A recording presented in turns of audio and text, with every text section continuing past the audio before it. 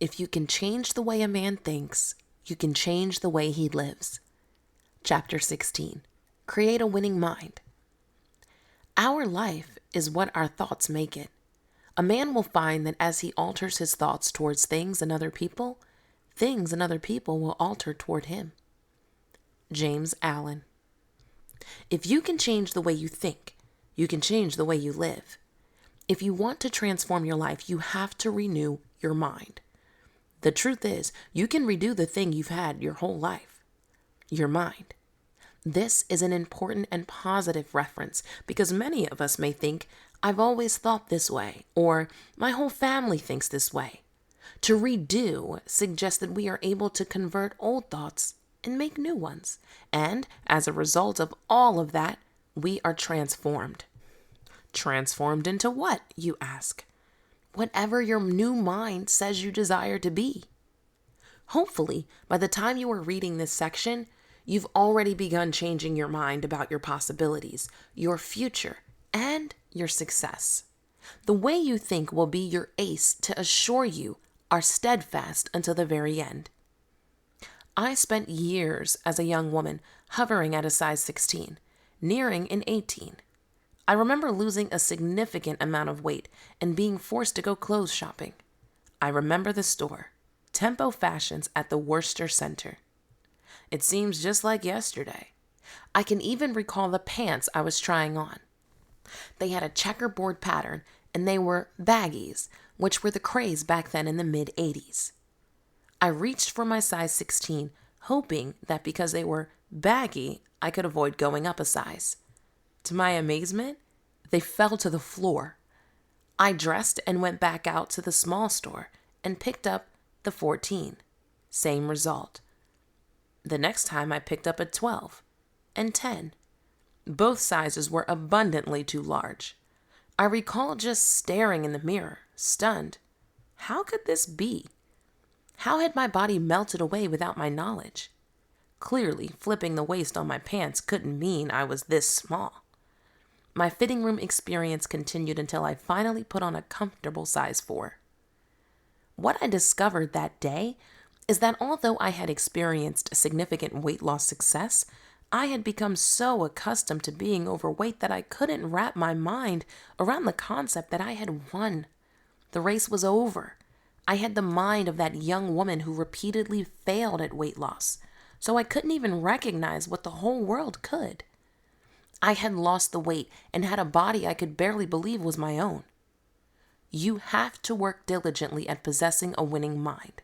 A mind which understands you are not a failure until you succumb to the impossibility of ever winning. A mind that doesn't notice the other people around you who have made it to their finish line already. A mind that is not overtaken by the lack of money, support, or agreement. So how will you renew your mind? By changing your thoughts?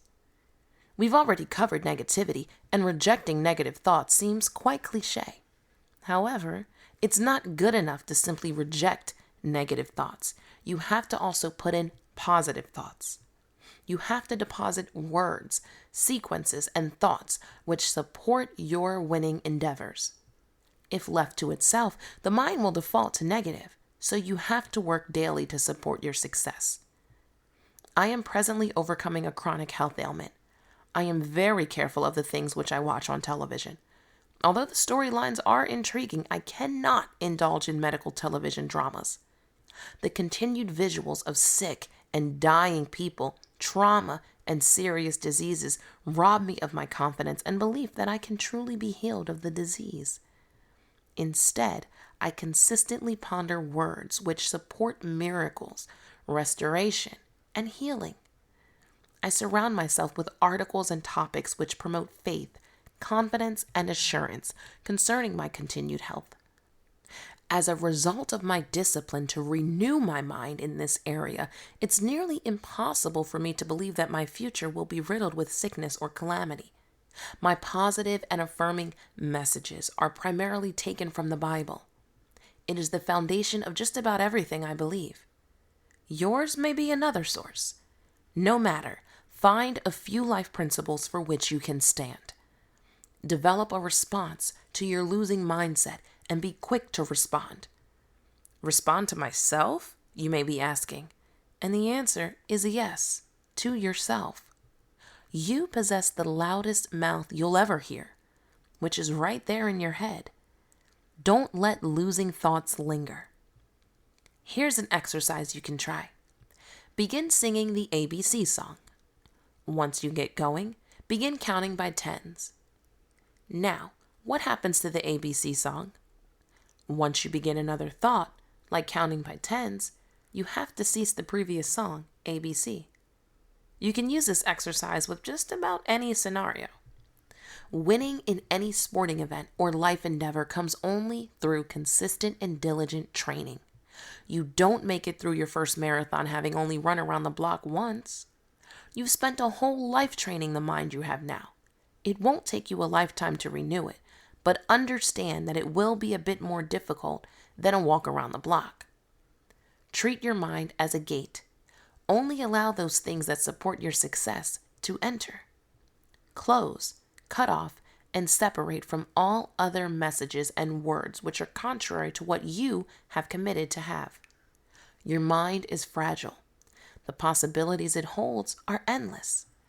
Its ability to turn ideas into action is sure. For this reason, you must handle it with care. Put your mind on a winning path, and the rest of your life will follow.